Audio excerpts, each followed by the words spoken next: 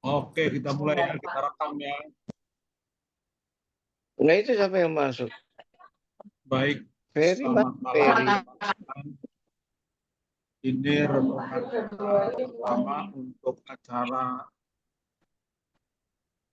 alumni Tanah Abang. Baik, kita berdoa dalam hati kita masing-masing untuk mengundang Roh Kudus hadir dalam hati kita.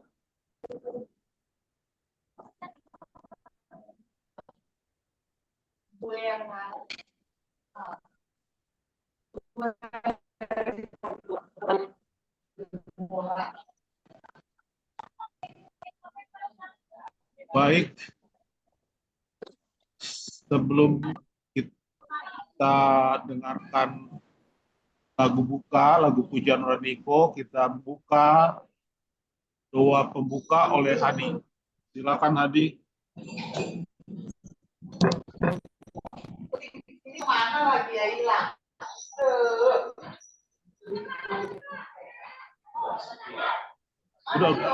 Udah ambil Hadi. Coba mulai. Iya, doa buka Hadi. Doa dulu baru Niko nyanyi. Iya. Iya, Oke, jadi kita berdoa ya. Oke, mari kita berdoa. Bapak dalam nama Yesus Kristus, terima kasih Tuhan sudah kenalkan kami, sudah pertemukan kami di teknologi Zoom. Dan Tuhan awal pertemuan menjadi berkat buat kami, dan pertemanan kami semakin kekal sampai yang Tuhan datang itu Tuhan. Bapa di surga, biar Kau memberkati masing-masing kami dalam renungan dan puji-pujian yang akan dibawakan oleh Niko dan Roy serta untuk kiranya acara ini semua ada Tuhan dan Tuhan saja yang mau memberkati acara kami ini. Ampun kami yang banyak dalam nama anak Yesus kami berdoa. Amin. Amin. Amin. Baik, lagu pujian Niko. Oke. Ya, terima kasih atas waktu dan kesempatannya. Suara gua kedengaran ya? Jelas. Ya. Ada ekspresi, ada yang saya bawakan ini lagunya How Great Thou Art sama satunya lagu Indonesia ya. Dan kebanyakan Nick. Enggak, ini pendek-pendek soalnya dicombine. Oke? Jadi nggak persiapan. Oh Lord my God, when I lost someone, consider the wound I have given me. I see the star, I hear the road, and thy power through the universe display. Then sings my soul, my Savior God, to thee. How great thou art, how great thou art. Then sings my soul, my Savior God, to thee. How great thou art, how great thou art.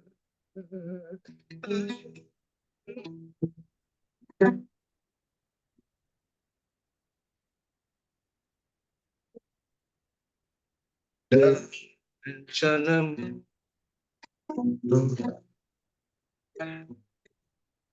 di dalam hidup.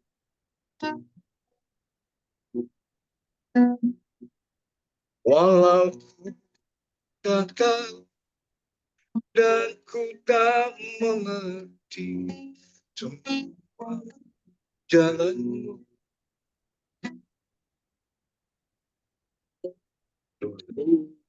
ku takkan Tuhan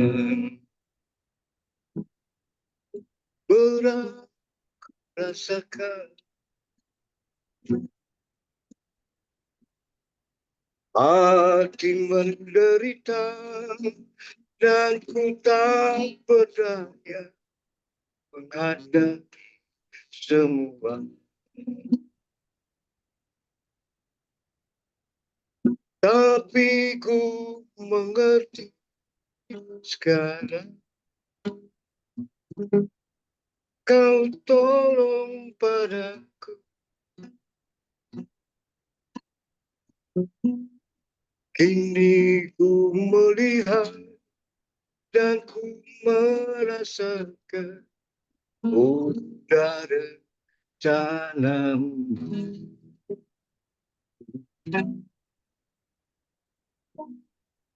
Thank you. Amin. Terima kasih atas lagu yang indah. Bagaimana rencana Tuhan pada kehidupan kita masing-masing ya. Indah pada akhirnya. Walaupun kita kadang-kadang menjalannya dalam ketidakpastian. Karena Peri nggak ada kesaksian, mungkin saya isi aja. Jadi saya coba cerita gimana kesaksian kehidupan saya di lingkungan teman-teman tetangga di sini, mana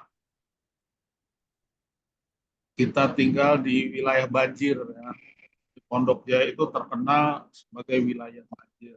Puji Tuhan, sekarang udah nggak banjir lagi karena kita coba usahakan tetangga-tetangga dengan penghuni untuk melakukan kompak gitu, bikin surat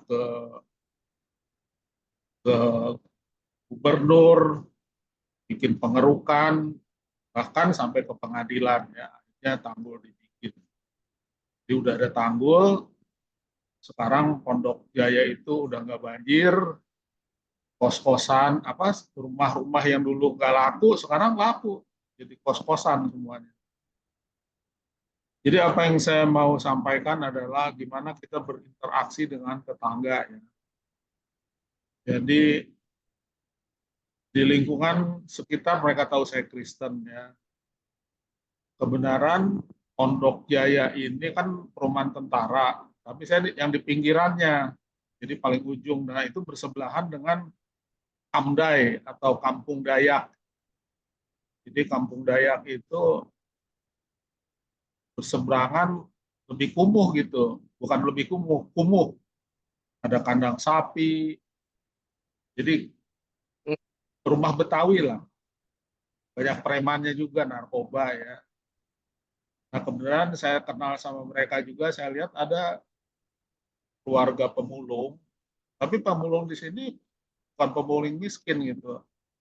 Anaknya sekolah, dan mereka ngontrak rumah ya, jadi rumahnya kecil, itu di daerah Kamdai, Kampung Dayak, tapi barang-barang pemulungnya itu mereka taruh di jalan gitu. Nah saya perhatikan waktu ketika mereka kontrak di dekat rumah saya, anaknya itu kasar sekali. Kalau ngomong itu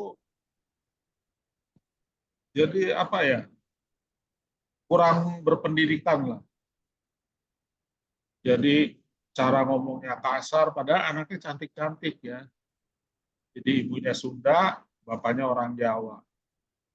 Jadi apa yang saya lakukan ya saya suruh ngikut ngaji jadinya. Dia bilang nggak punya duit. Karena bayar ngaji itu 50.000 sebulan. Akhirnya saya bayarin lah ya. Jadi selama 2 tahun lebih dia mengikuti ngaji, dan memang kalau orang mengaji itu diajari etika lah ya. Jadi selain membaca Al-Quran, diajari tata krama hidup beragama. Jadi mereka heran juga gitu, kok kenapa Kristen nyuruh ngaji gitu ya. Jadi ya itulah yang cara terbaik ya. Jadi kita nggak selalu harus buka Alkitab untuk menginjil ya. Jadi gimana kita menyampaikan terang Injil dari kehidupan kita sehari-hari. Bahkan yang nggak sholat pun bapaknya saya suruh sholat tuh, sholat dong, biar nasib lu berubah, gue bilang dong. Jadi ketawa mereka. Jadi kalau ada diskusi dengan tukang bajai, dengan orang-orang muslim di sekitar situ, saya langsung. Jadi mereka tuh nggak pernah bisa memenangkan diskusi kalau ngobrol sama saya ya. Jadi mereka pun jadi melihat saya ini lebih Islam daripada orang Islam. Kalau saya sih nggak ada tujuan untuk mereka menjadi Kristen ya. Jadi kalau saya sih percaya kalau mereka bisa menjalankan agamanya dengan benar, itu baik ya. Jangan jadi narkoba, jangan jadi bandit, jangan hamil duluan. Paling enggak norma-norma kehidupan itu mereka jalankan dengan baik ya. Jadi dengan begitu juga kita bisa mengangkat norma-norma hidup mereka agar hidup lebih baik ya. Jadi kalau saya lihat orang-orang di daerah Abda ini, Kampung Dayak, itu kayak lingkaran setan. Jadi kadang-kadang masih SMA atau SMP lah, ada udah hamil. Jadi muter-muter di situ, kerjaannya nggak ada mereka tuh. Kalau lihat tempat tidurnya, waduh ngeri banget itu. Satu kamar itu bisa 6 orang. Jadi tiarap lah kalau tidur itu lurus-lurus semua. Jadi saya melihat dari pemerintah juga nggak terlalu memperhatikan ruang bermain. Jadi sebenarnya bagi mereka-mereka yang hidup di kampung-kampung Dayak yang gang-gang kecil, kumuh, itu mereka itu sebenarnya berada di lingkaran kemiskinan ya. Jadi mungkin juga makannya sekali sehari. Jadi anak-anaknya juga nggak kurang gizi kalau saya bilang sih. Jadi apa yang kita bisa injili yaitu melalui kehidupan kita. Kalau kita bisa bantu, ya kita bisa bantu. Tapi ya begitulah. Kalau dibantu, mereka pun jadi ketergantungan sama kita ya. Jadi kita bantu di mana yang perlu kita bantu. Tapi memang paling nggak kita nunjukin bahwa kita sebagai orang Kristen, kita memiliki kepedulian pada orang-orang di sekitar kita ya, termasuk pada lingkungan. Jadi saya sendiri pernah kan marahin, saya kirim video, saya marahin tuh orang seberang. Saya caci maki ya. Padahal kalau melihat posisi mereka kan lebih Dayak gitu, lebih nekat. Tapi ya kita, karena kita benar, mereka bikin tanggul liar gitu, jadi sungai jadi sempit. Itu sampai lurahnya datang, lurah polisi, akhirnya di-stop tuh bikin tanggulnya. Jadi kita juga bisa menunjukkan bahwa kita Kristen tegas gitu, nggak ada takut kita. Jadi akhirnya orang-orang di Pondok Jaya juga respect sama kita dari segi sikap sehari-hari, juga dalam toleransi beragama. Jadi kita bisa menginjil bukan harus melalui menyampaikan firman Tuhan ya, tapi kita lakukan dari kehidupan sehari-hari, dan kita juga bisa sampaikan jika ada kesempatan diskusi agama kita jalani. Jadi itu yang bisa saya sampaikan, kesaksian bagaimana dalam hidup kita bisa menginjil tanpa harus orang itu menjadi Kristen gitu. Dengan mereka mengetahui kehidupan Kristen, mereka pun nanti akan membandingkan gitu. Oh ini Kristen nggak makan babi, nggak makan ini, gerejanya Sabtu, beda dengan hari Minggu. Dan mereka tahu itu nggak makanan haram. Jadi kalau saya sakit pun mereka perhatikan. Kalau saya sakit, yang urus tetangga-tetangga. Jadi saya sendiri nggak ada rasa khawatir, walaupun jadi jomblo gitu ya, tetangga-tetangga itu penuh perhatian. Jadi demikian kesaksian dari saya. Selanjutnya kita akan dengarkan renungan dari Brother Roy. Silakan Roy. Oh, ya ampun. Ini gimana nih? Stop sharing. Bentar ya.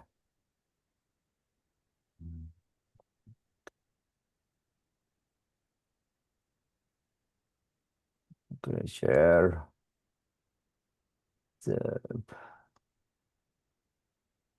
Oh. Kelihatan nggak? Iya, Iya, silakan. Siap. Sip. Oke.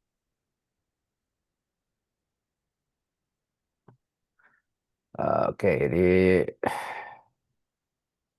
ya ampun.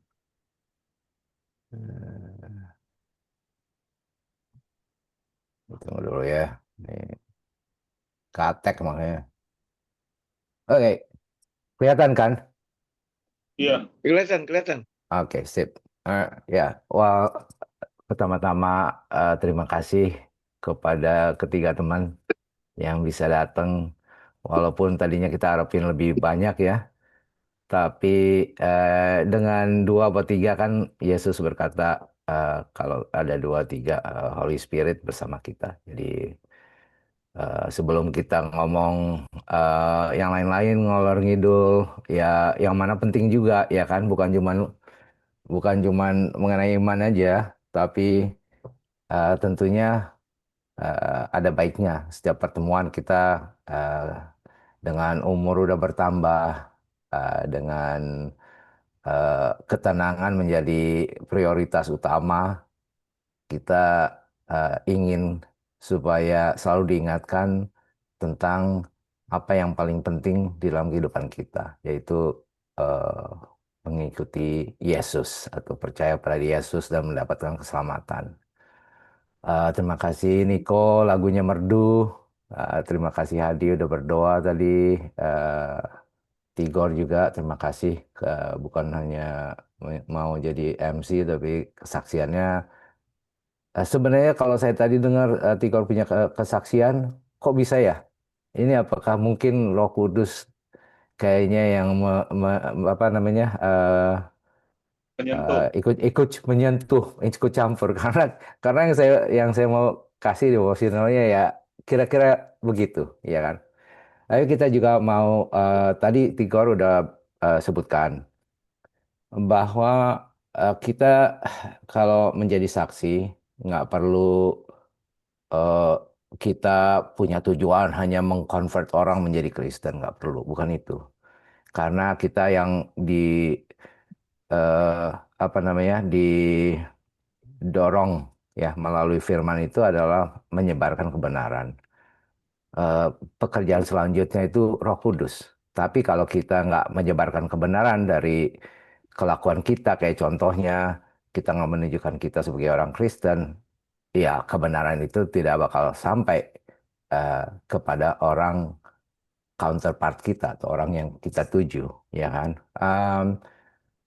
Aku juga mau eh, apa namanya hormati Hadi karena ya Hadi memang sekolah di Unai, tapi juga Hadi bergereja nggak sama kita, ya tidak ada tidak ada tidak ada diskriminasi sini. Kenapa? Karena Tuhan Yesus juga nggak diskriminasi. Kita ngomong soal Tuhan Yesus, kita nggak ngomong soal Advent non Advent.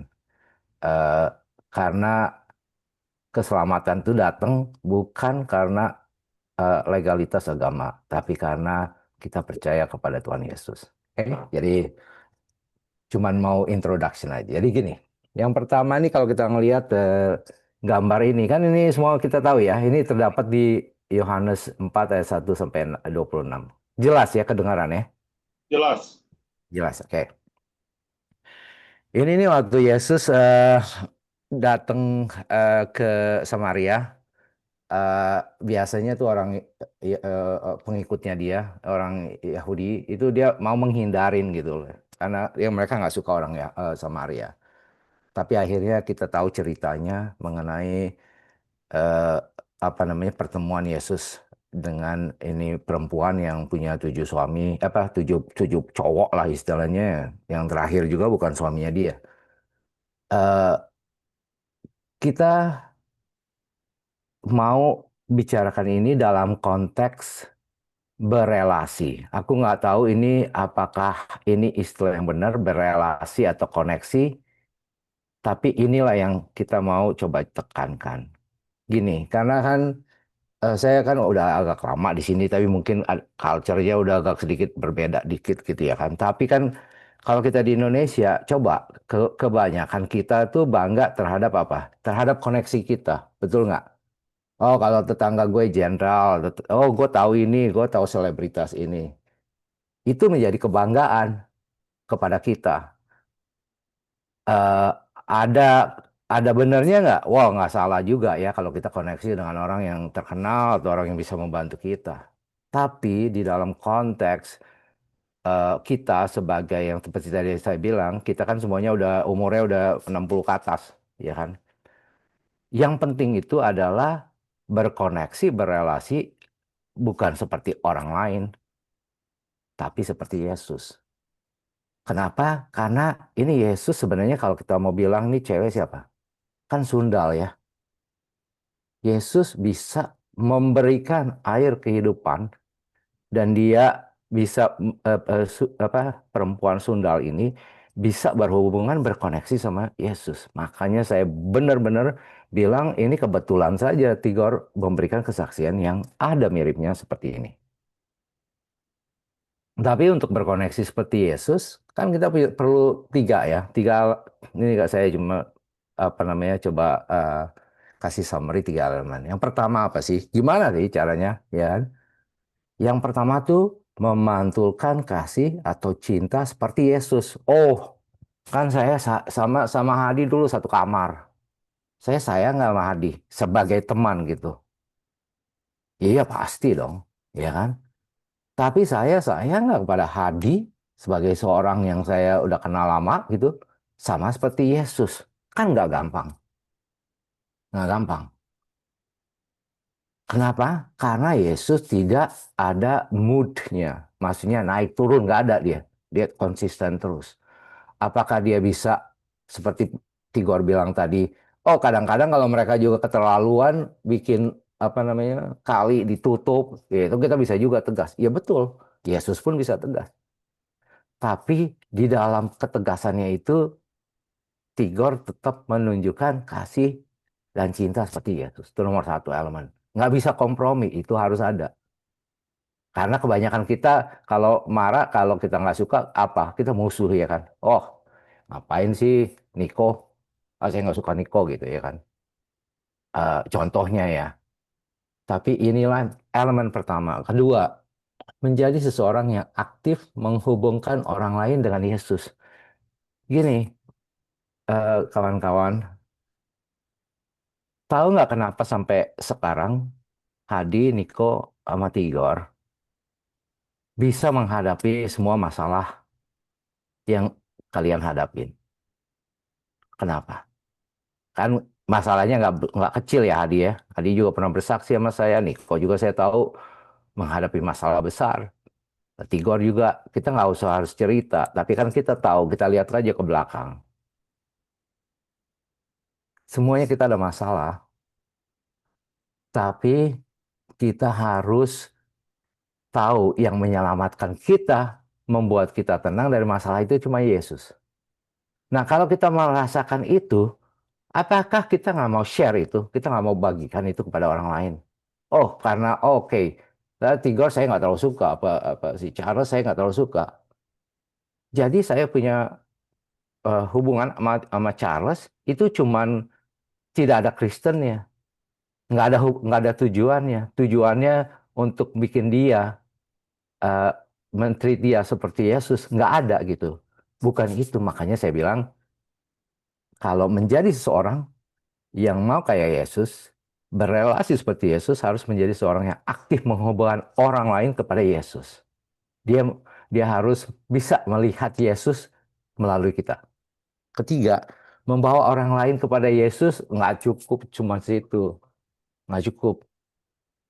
Memang benar, Tigor, kita bukan memaksakan orang tersebut menjadi Kristen. Tapi kalau orang tersebut terinspirasi sama Holy Spirit, sama Roh Kudus, dan menerima Yesus sebagai juru selamatnya, orang tersebut kita harus usahakan menjadi penginjil sama seperti kita. Ya kan? Kita kalau di gereja Advent kan banyak ya, seminar-seminar kayak gini ya. Ini adalah bagian daripada elemen berkoneksi seperti Yesus. Karena untuk dia yang penting, saya nggak peduli, entah pengikutnya aja dia selalu bilang yang 12 orang. Oh, kamu nggak ngerti, kamu nggak ngerti, kamu nggak ngerti. Tujuan saya apa gitu. Tapi dia selalu mau mengusahakan bahwa orang yang mengikuti dia itu tertuju kepada Bapaknya. Jadi sama seperti itu, kita mau orang lain tertuju kepada Yesus dan menjadi penginjil seperti kita ke, menginjil kepada mereka. Itu yang pertama ya. Ini saya juga kan saya translate ya dari bahasa Inggris, jadi mudah-mudahan artinya benar. Pemuridan dan pembimbingan. Pemuridan itu adalah proses umur hidup untuk belajar mengikuti dan menyerupai Yesus. Eh, jadi inti dasarnya Yesus ada di Niko, Yesus ada di Hadi, Yesus ada di Roy, Yesus ada di Tigor. Yang nilai siapa sih? Kan yang nilai bukan diri sendiri, yang nilai orang lain. Ini proses seumur hidup, nggak bisa bilang oh aku aku dari kecil orang tua aku udah Advent. Contohnya, udah tahu Alkitab, udah diunai, udah segala macam. Nggak ada hubungannya. Proses seumur hidup untuk belajar, mengikuti, dan menyerupai Yesus.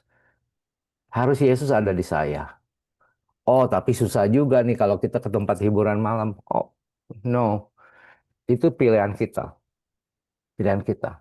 Sekarang prioritas kita adalah menghibur diri atau melihat bahwa sekarang waktunya di Yesus. Udah untung Yesus nggak ambil nyawa saya sampai saya umur 60.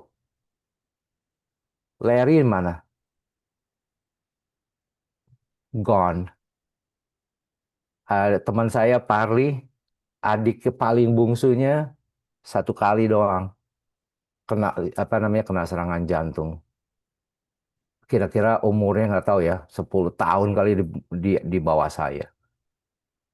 Gone. Iya kan? Beberapa kali kayak Ferry kan kita udah tahu berapa kali sakit hampir ya. Jadi ini tuh kesempatannya cuma pendek. Kalau umpamanya ini terjadi apa-apa, God forbid ya kan, nggak, mudah-mudahan Tuhan selalu melindungi kita. Besok juga bisa kejadian. Jadi proses umur hidup kita nggak habis-habis belajar supaya kita menyerupai Yesus. Itu tujuan kita sekarang. Kita apakah menjadi seorang malaikat? Enggak juga gitu ya kan. Dalam dalam kenyataannya kehidupan kita nggak bisa karena kita menghadapi banyak masalah. Tapi itu adalah tujuan utama kita. Terus eh, pembimbingan, ya kan? Kalau bahasa Inggrisnya discipling, proses membimbing seseorang menjadi pengikut setia Yesus. Eh, Yesus terlihat di saya. Saya cerita, waktu saya pertama-tama diangkat jadi ketua di MT Haryono dulu. Saya ngelihat semua orang kalau hari Sabtu ya, hari Sabat kan, kok pakaiannya bagus semua ya? Pakaian bagus, hebat gitu. Semuanya keren. Tapi saya ngikut sebagai seorang ketua kan salah satu tujuannya kan adalah apa namanya visitation apa ya? Apa sih? Mengunjungi gitu ya kan, mengunjungi, visit visit orang. Tahu nggak, beberapa keluarga kita baru mau ke rumahnya tuh tempatnya hancur sekali, ya kan? Lantainya pun tanah. Di Jakarta loh, mending kalau umpamanya di oke lah di Sarua gitu ya kan. Ini Jakarta. Ya, makanya saya bisa ngerti banget sih waktu Tigor bilang, oh tetangganya di Kampung Dayak begitu ya. Nggak semua orang menurut kita seperti apa yang terlihat di luar. Tapi apakah itu membuat kita berubah pandangan kita terhadap orang tersebut? Tidak. Kenapa? Karena proses pembimbingan itu harus membuat kita setia karena kita punya tujuan adalah membuat supaya mereka melihat apa? Kita melihat Yesus me- melalui kita. Kayak kita kayak kita kan bukan Yesus ya, kita bukan penyelamat, tapi melalui kita dia bisa tembus ngelihat Yesus. Jadi itu sangat penting. Kita nggak beda-bedain orang. Nggak beda-beda orang. Dari sekarang tuh menurut saya kalau kita mau menjadi serupa seperti Yesus, jangan pernah melihat orang dari sisi luar sama sekali. Harus supaya kalau dia melihat kita, dia melihat Yesus melalui kita. Oke. Wah, ini kayaknya saya belum translate ya kan. Oke, kita lompatin aja deh. Oke. Oke, ini kan kita tahu semua ya, amanat agung. Hafal nggak Niko? Matius 28, 19 ayat 20. Sama-sama kita baca ya. Karena itu pergilah jadikanlah, saya garis bawahi semua bangsa. Tadi Tigor udah kasih kesaksian. Semua bangsa tuh artinya ya semua. Lo mau punya agama, mau nggak punya agama, mau Kristen, non Kristen, whatever, nggak masalah. Jadikanlah semua murid-muridku dan baptiskanlah mereka. Itu adalah tujuannya, tapi kan tidak dengan memaksakan. Ada ayat lain yang bilang bahwa Roh Kuduslah yang bekerja. Baptikan mereka dalam nama Bapa dan Anak dan Roh Kudus. Ayat 20, dan ajarlah mereka melakukan segala sesuatu yang telah kuperintahkan padamu. Oke, kebanyakan kita, apalagi orang, apalagi di Advent ya, Hadi kan juga udah di UNA ya. Kebanyakan apa ditekankan dari sini? Ku perintahkan kepadamu bahwa ini oh 10 hukum ini apa hukum Tuhan, hukum Taurat ya kan. Ku perintahkan kepadamu adalah apa yang Yesus perintahkan pada saat dia di muka bumi ini dan ini ditulis di dalam gospel. Kenapa itu penting? Karena kita lihat di buku Perjanjian Baru, Yesus tuh banyak meluruskan interpretasi yang salah yang dilakukan oleh orang-orang Yahudi. Mereka salah interpretasi. Jadi kalau mereka salah interpretasi, yang betul siapa? Yang betul Yesus, bukan yang betul, bukan oke, Perjanjian Lama itu bukannya bilang salah, itu semuanya benar. Tapi mereka interpretasinya salah. Oleh sebab itu diluruskan oleh Yesus. Jadi yang telah kuperintahkan kepadamu. Dan ketahuilah aku menyertai kamu senantiasa akhir zaman. Jadi kuperintahkan maksudnya ikutin ya. Yang Yesus bilang.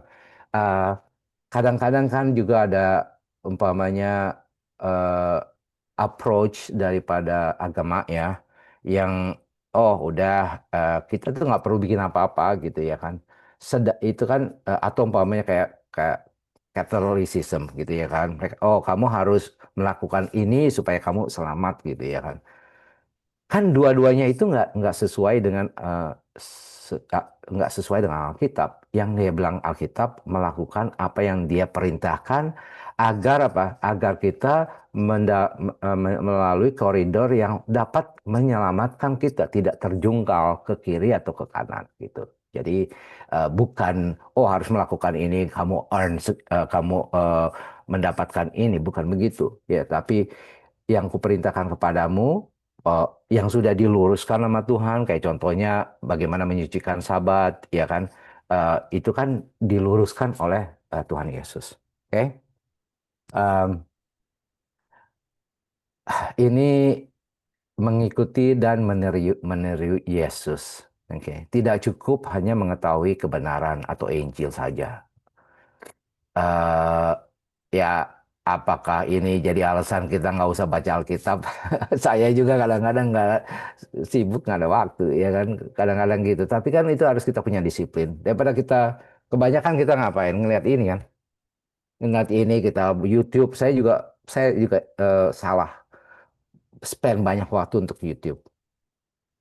YouTube lah kita tercungkal kalau kita lagi stres kita wah udah hibur diri aja kan atau nonton atau apa gitu kan, ya kan. Tapi kan kita gini, kita nggak menjudge satu sama lain, bukan itu maksudnya. Adalah bahwa kalau kita tahu kebenaran, nggak cukup.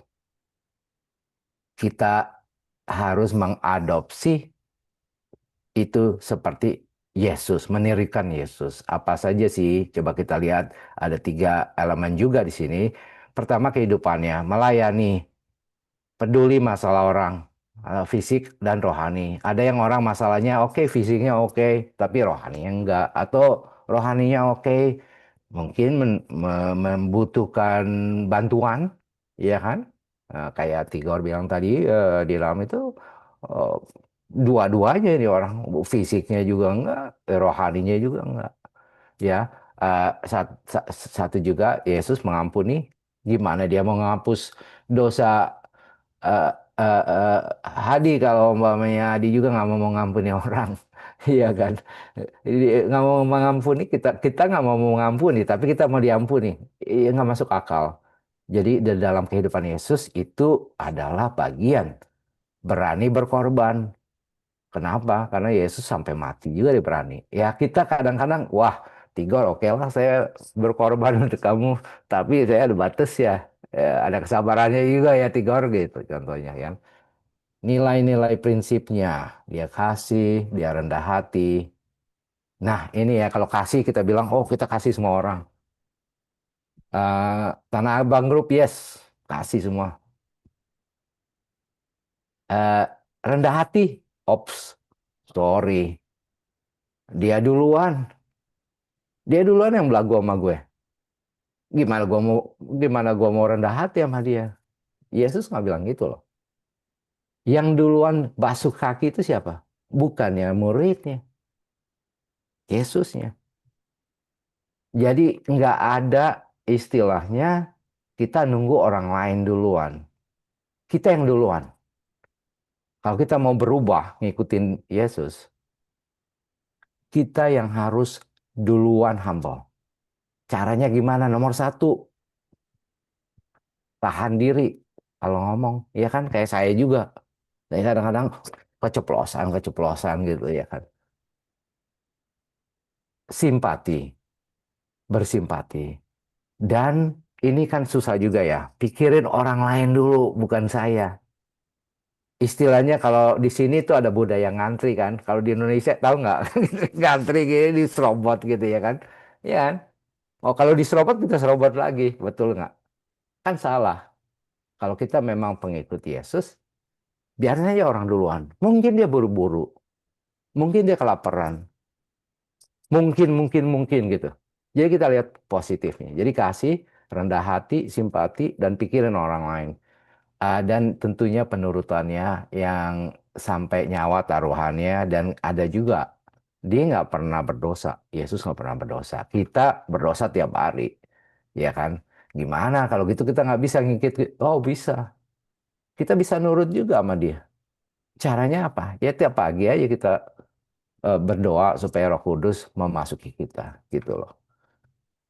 Lalu ini sedikit lagi ya. 2 ayat kasih agape. Ini penting. 1 Korintus 13:4-7. Kasih itu sabar, kasih itu murah hati. Kayaknya kita sering ya baca ini ya. Ia tidak cemburu. Pokoknya kalau cemburu berarti bukan datangnya kita nggak sejajar dong dengan apa karakter Yesus. Ia tidak memegahkan diri, nggak boleh belagu, tidak sombong. Oh, aku nggak bermaksud sombong ya betul. Tapi kita harus taruh gini kan, kadang-kadang kan kita dinasihatin juga ya. Kalau bilang gini, put yourself sebagai dia gitu. Kayak kalau saya bilang saya nggak sombong sama Niko, oke? Tapi taruh kalau saya bicara sesuatu, saya harus taruh diri saya sebagai Niko. Sombong nggak sih Roy? Gitu loh, ya kan? baru kita bisa akses, nggak bisa bilang kita bilang kita, oh kita nggak sombong gitu. Jadi ia tidak melakukan yang tidak sopan, tidak mencari keuntungan diri sendiri, tidak pemarah, tidak menyimpan kesalahan orang, dendam, ya kan? Tidak bersuka cita karena ketidakadilan. Ya mampus lu gitu ya kan?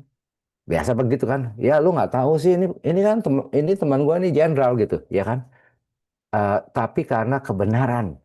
Yang benar ya benar, yang salah ya salah. Seperti apa yang tadi Tigor apa namanya saksikan. Ia menutupi segala sesuatu, percaya segala sesuatu, mengharapkan segala sesuatu, sabar menanggung segala sesuatu.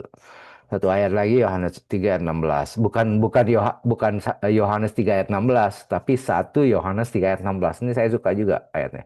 Bilang gini, demikianlah kita ketahui kasih Kristus, yaitu bahwa ia telah menyerahkan nyawanya untuk kita. Jadi kita pun, nah bagian kedua dibilang, jadi kita pun wajib, bukan dibilang disarankan loh, dibilang wajib menyerahkan nyawa kita untuk saudara-saudara kita. Wow, gimana saya nggak suka Niko, terus habis itu saya harus memberikan nyawa kita untuk si Niko. Contohnya, ya, contoh ya Nik. Ya, wah ini jangan tanya sama kita sesama. Dan jangan bandingkan, oh si Hadi begini, oh si Tigor begini. Enggak begitu. Yang kita harus bandingkan kita dari kita, ada nggak kita kasih yang dibilang sama Tuhan Yesus. Barometer kita, role model kita adalah Yesus. Yang lain, wow, bisa kalau mereka baik, tapi yang satu-satunya yang worthy, yang baik adalah Yesus. Jadi apa? Ini saya terakhir, em, yang seperti tadi saya bilang, alasan-alasan melayani Yesus adalah yang kita pakai melayani orang lain, ya kan? Dari sisi teologi ini saya belum sempat apa namanya translate ya. Tapi di sini saya baca, habis itu saya translate dikit. Rooted in example of Christ who came to serve rather than to be served. Istilahnya, lu jangan nunggu orang lain yang melayani kita.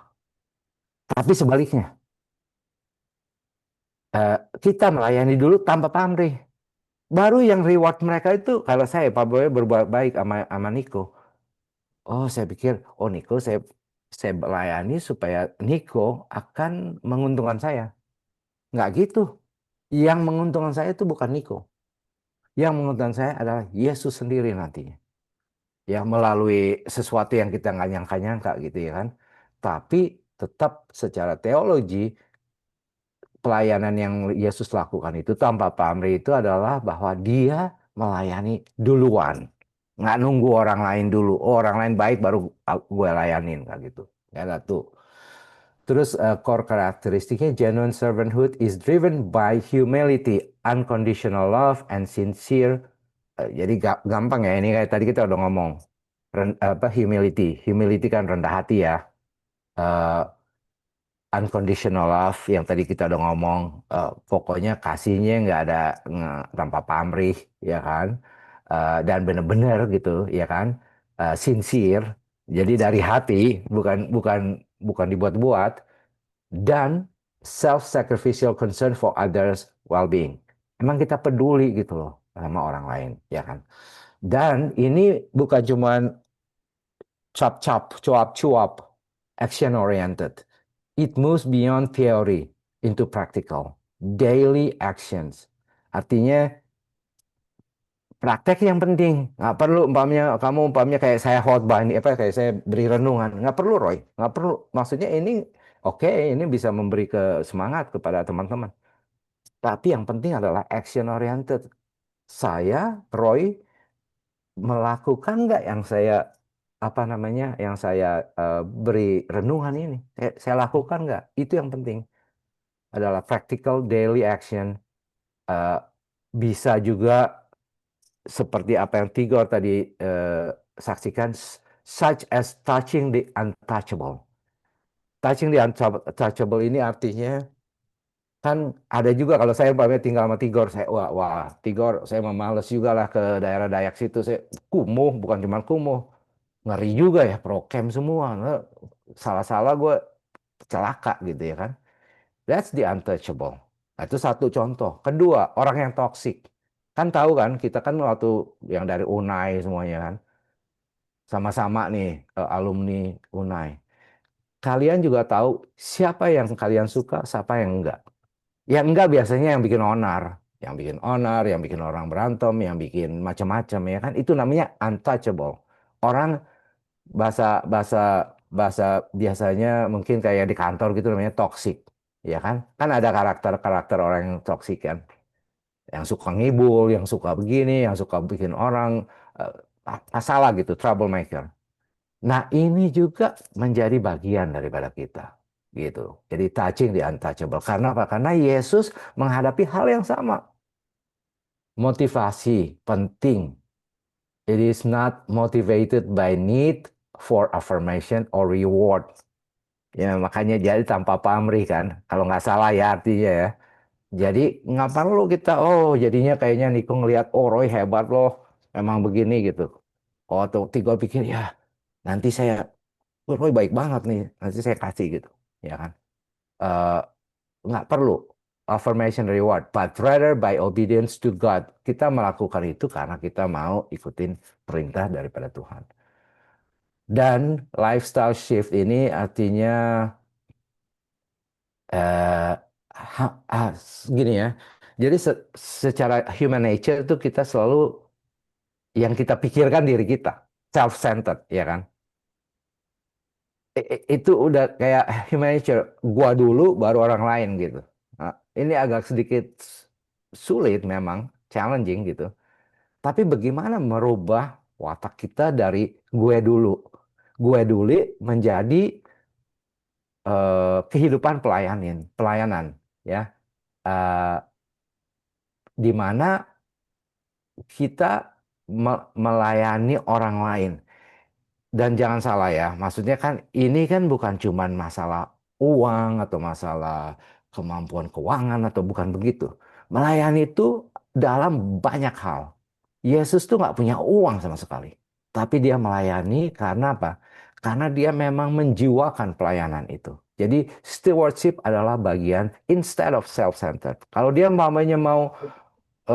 apa namanya meninggikan dirinya atau istilahnya melibas sekelilingnya bisa kan pada saat itu dia punya power, tapi bukan itu yang dilakukan. Jadi ini harus apa namanya, mendorong kita untuk melakukan lifestyle shift, ya kan. Jadi inilah renungan pendek ya, jangan jangan diinterpretasikan dengan lain, tapi ya sesuai dengan ayat yang tadi kita bacakan. Kita udah nggak apa namanya, udah nggak muda lagi, ya kan. Level kita sekarang udah level di, ya udah agak di ujung gitu, mungkin belum ujung banget tapi udah akan level ujung. Mudah-mudahan kita nggak lama supaya kita belum pikun, ya kan. Niko ya kan, supaya belum pikun. Tapi kalau umpamanya Niko masih dikasih 15 tahun, Hadi dikasih 18 tahun, berapa tahun kita nggak tahu, Tuhan yang tentukan. Coba kita pakai itu. Nggak seperti kita pakai yang 50 tahun, 60 tahun, berapa tahun gitu ya. Oh, Tuhan udah kasih kita. Udah untung Tuhan spare kita sampai sekarang. Untung banget.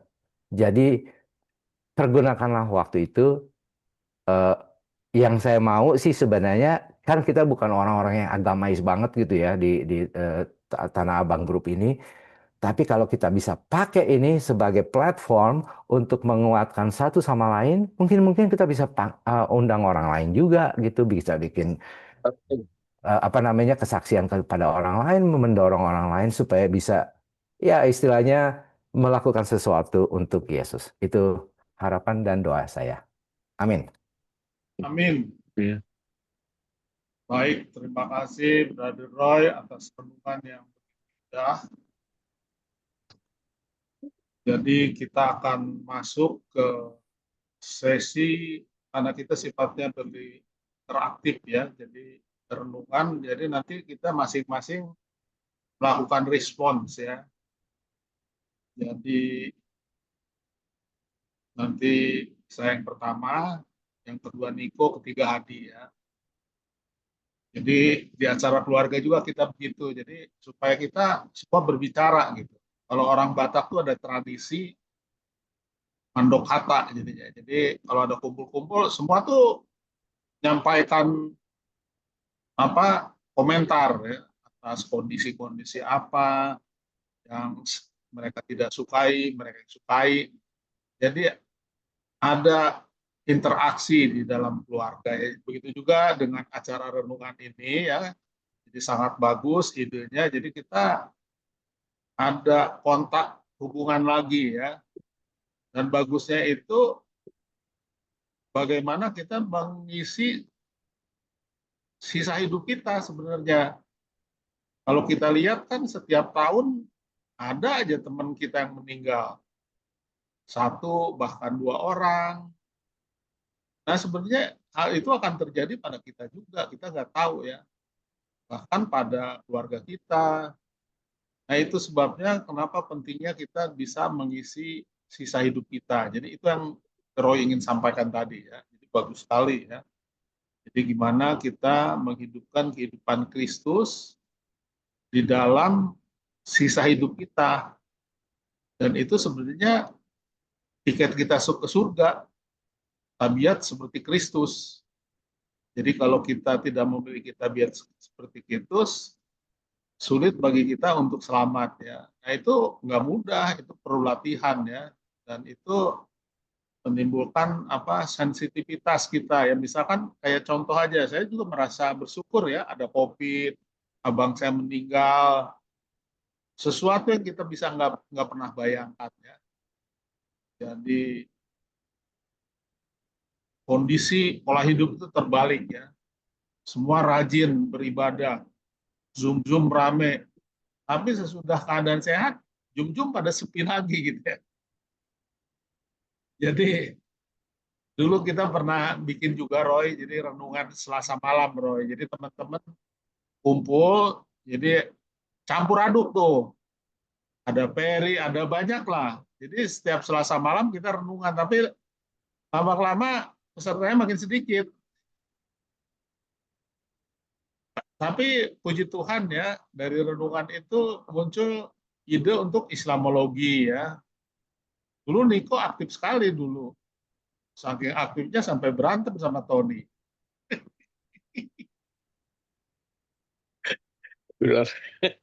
Akhirnya dua-dua kabur dua-dua. Jadi puji Tuhan ya kita bisa kumpul gini dan Roy udah ingetin supaya kita bisa mengisi sisa waktu kita dengan baik ya. Dan sifat apa bukan sombong-nyombongkan diri ya. Jadi seperti tadi ya kesaksian kosong gitu ya. Langsung kita memiliki pikiran volunteer harus kita isi. Ya. Kita nggak bisa suruh orang lain, harus kita yang jadi contoh duluan. Nah, jadi waktu saya lihat Ferry nggak ada, saya pikir saya harus memberikan kesaksian. Dan sebagai orang Kristen, kita harus mengambil inisiatif ya. Jadi sama dengan di lingkungan sini, saya lihat ada yang nggak benar, saya tegur. Walaupun saya pun nggak benar sebenarnya. Misalkan saya piara ayam ngeganggu ke tetangga-tetangga sampai dilaporin ke sama lurah ya. Ya kondisi itu terjadi. Makanya berapa kali saya ditegur sama lurah, ayamnya saya kurangin, tapi kan nelor lagi. Sekarang udah mulai banyak. Jadi gitulah. Jadi kita harus tabiat seperti Kristus. Kita nggak tahu umur kita berapa lagi. 5 tahun syukur, 10 tahun syukur, tapi kita harus siap. Ya. Jadi baiklah kita selalu bercermin pada kehidupan Kristus. Sampaikan kebaikan ya seperti Galatia berapa 5:22. Galatia 5 ayat 22-23 ya buah-buah roh itu. Di puji Tuhan, mudah-mudahan dari 4 nanti kita bertambah, jangan berkurang dari 4 jadi 3 nantinya. Jadi ini rutin sebulan sekali ya Roy ya.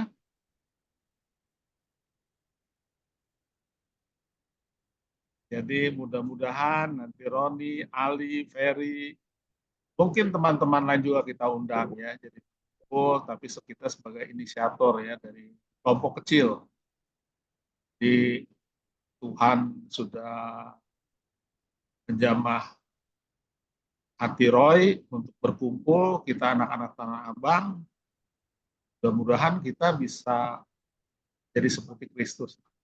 Selanjutnya, oke, Niko Marwana, respon. Silakan Niko. Iya, terberkati dari renungan singkat Roy Utagaul, begitu terinspirasi bagi saya ya. Mungkin kalau Roy datang ke Jakarta, saya undang nanti bicara di Eklesia sama Tumoto, dan juga mungkin kita bisa Roy bisa bicara juga mungkin ke Salemba yang JK itu. Ini cukup bagus kayak ini kita bisa menggambarkan Injil di luar, karena perlu aktivitas itu kan bisa juga. Kalau yang lain kan mungkin ke daerah-daerah ya, kayak J Sakul, Sapariki, Walean, tapi kita fokuskan di Jakarta aja, jadi lebih bagus kan. Sangat terberkati. Renungan yang bagus, kita sebagai umat Kristen ini, umat Allah, teladan dari Yesus itu yang Roy bawakan itu sangat bagus sekali, supaya dapat memperkuat iman dan kesetiaan kita. Karena kita punya umur ini kan tinggal berapa aja, kalau Tuhan mau ambil ya, seperti istri saya juga nggak tahu ya, tiba-tiba. Tapi itulah jalan-jalan Tuhan kepada kita. Kita juga harus bersyukur, karena apalagi saya punya cucu sekarang, iya kan? Jadi apa namanya, semakin umur semakin banyak berkat juga. Harus tenang pikiran, jadi nggak kesana kesini. Kira-kira begitu. Terima kasih. Lanjut si Hadi. Oke, terima kasih Niko. Lanjut oleh Hadi. Hadi, Oke, didengar? dengar Hadi. Kedengaran. Oke, di copy ya. Jadi Roy, terima kasih, renungannya cukup bagus Roy. Itu merupakan pengalaman masing-masing kita lah ya. Kalau gua sih pada prinsipnya dari awal, dari masih SD, SMP sampai SMA, dan pada akhirnya waktu kuliah gue bisa gabung di UNAI, gabung sama anak-anak yang backgroundnya dari Advent sejak kecil, sedangkan gue bukan dari Advent, tapi ternyata gue bisa menyatu lah sampai saat ini dengan anak-anak yang dari Advent, karena gue memang punya prinsip sentralnya adalah Yesus, udah titik. Jadi itu yang menjadi sentral dari muda sampai tua, apalagi menjelang usia sekarang, dari usia sejak Corona sampai sekarang ini, kita lebih kontrol lagi, lebih fokus lagi sama Yesus. Karena itu kita nggak bisa, susah kalau kita mau menceritakan, kalau kita mau terlalu bersaksi ke forum-forum begini masalah itu dengan omongan aja agak susah. Saya rasa mendingan kita memang dengan kita punya cara hidup, dalam arti tiap kali kita bisa komunikasi, sama Timur contohnya.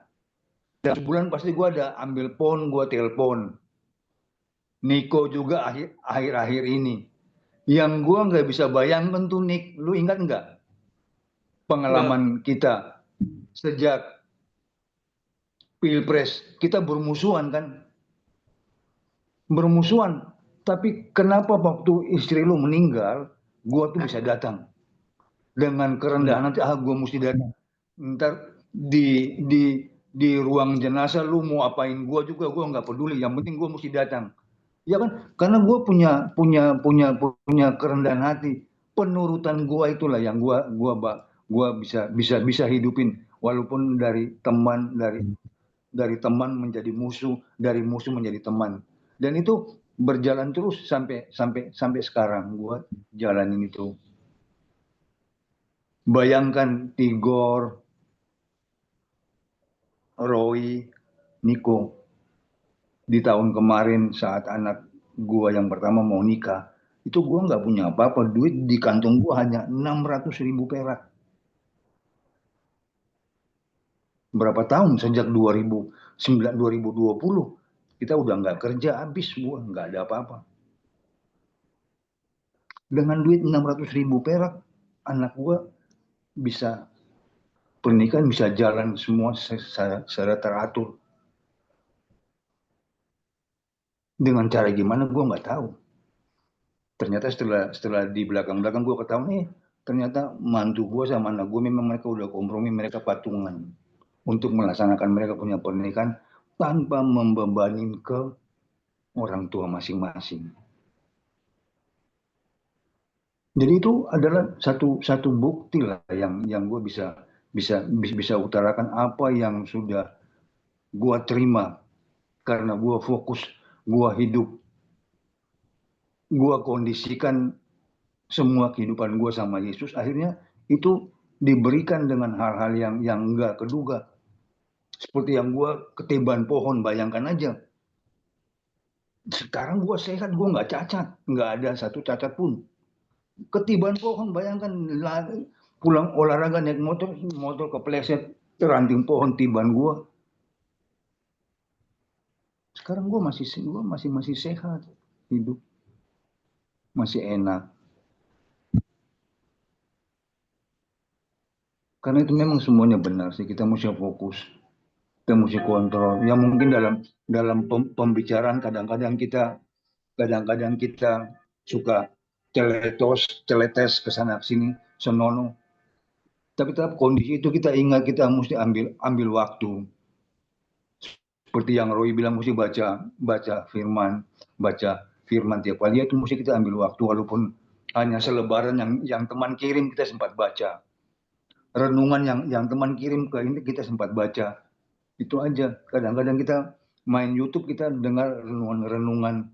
Jadi itu selalu mesti ada, mesti isi waktu kita. 1 jam kita diberikan 1 hari kita diberikan 24 jam.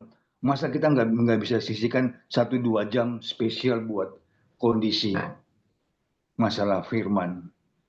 Saya yakin pasti itu bisa dengan kondisi sekarang ini yang kita udah laluin. Sekarang juga gue dalam kehidupan tiap-tiap hari yang ya kita sama kan, kita orang swasta, Gor, Roy, Niko, kita nggak punya pensiun. Ya kan mau dapat duit dari mana? Kita lakukan aktivitas, kita jualan. Iya kan, dengan kondisi kita jualan ya dapat untuk kita makan tiap-tiap hari. Udah kita bersyukur. Dan itu gue rasa memang semua bimbingan. Karena kita yakin, kita pasrah, dia akan kasih buat kita. Mungkin dia kasih nggak seperti yang dulu. Ya, dia kasih dengan apa yang kita perlu, dia kasih. Terutama itu adalah sehat. Puji Tuhan, gue sampai sekarang ini nggak ada punya satu penyakit yang mesti kontrol tiap minggu atau tiap bulan gitu. Itu aja. Jadi itu yang pertama yang kita harus sama-sama tekunin, masalah kesehatan. Kalau kita sehat, kita bisa menjalani hidup ini, kita bisa menjadi contoh buat lingkungan di mana kita berada, terutama di dalam rumah tangga kita masing-masing. Saya rasa itu aja dari gua, Roy, Tigor, dan Niko. Oke, terima kasih Adi. Sebelum kita doa penutup, kita akan dengarkan lagu pujian dari Niko, tapi ini rekaman. Lagunya cukup indah untuk kita dengar. Nanti doa penutup Roy aja ya, Roy. Tiga orang aja nggak apa-apa. 2 ya, oke.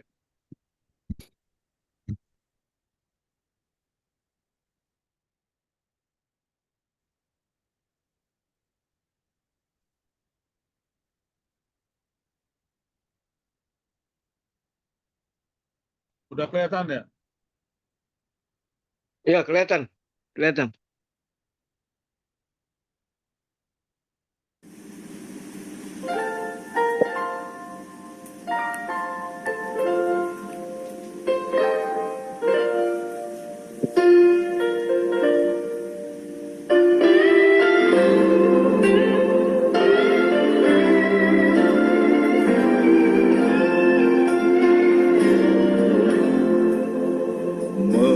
Melewati lembah duka sebelah, jalanku gelap dan ngeri. Tuhanku perlu pertolongan, sebab ku tak dapat jalan sendiri.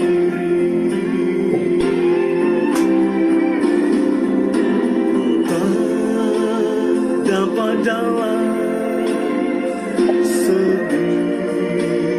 Tuhan,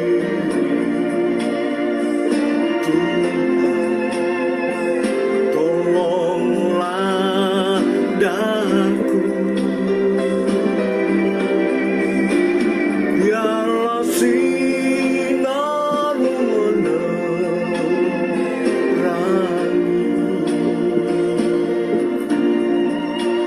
sebab ku tak dapat jalan sendiri.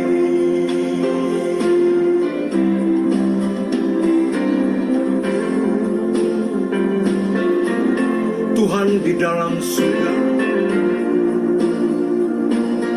peganglah tanganku, tuntunlah aku dalam kehidupan ini, sebab aku tidak dapat jalan sendiri.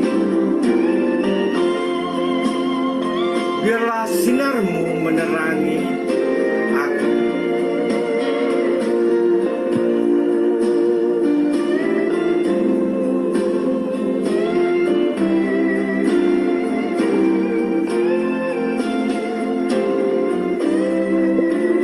Tiada orang yang menolong daku, sangat lemah dan letih. Jalanlah Tuhan dekat padaku, sebab ku tak dapat jalan sendiri.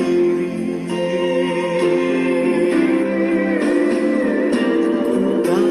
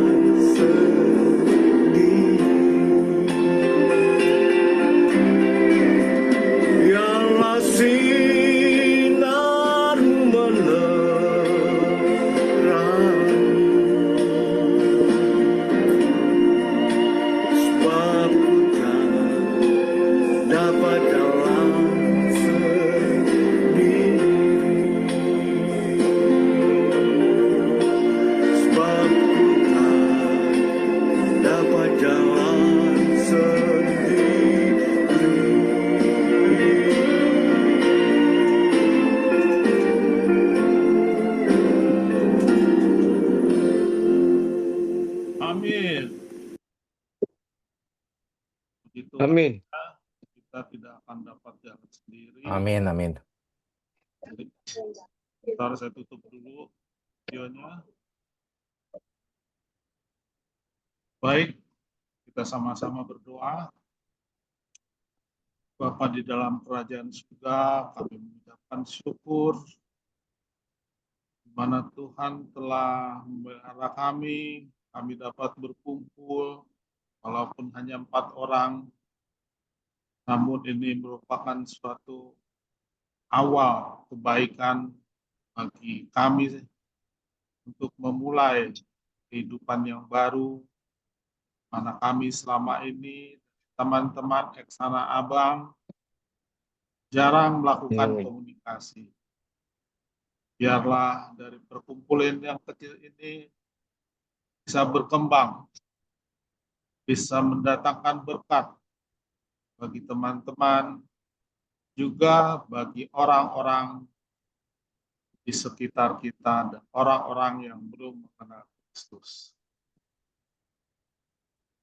Berkatilah kami semua, demikian juga teman-teman yang tidak dapat hadir pada malam ini, agar pertemuan berikutnya mereka dapat hadir. Biarlah kelompok ini kecil ini Tuhan berkati, Tuhan gunakan jadi kepanjangan tangan Tuhan.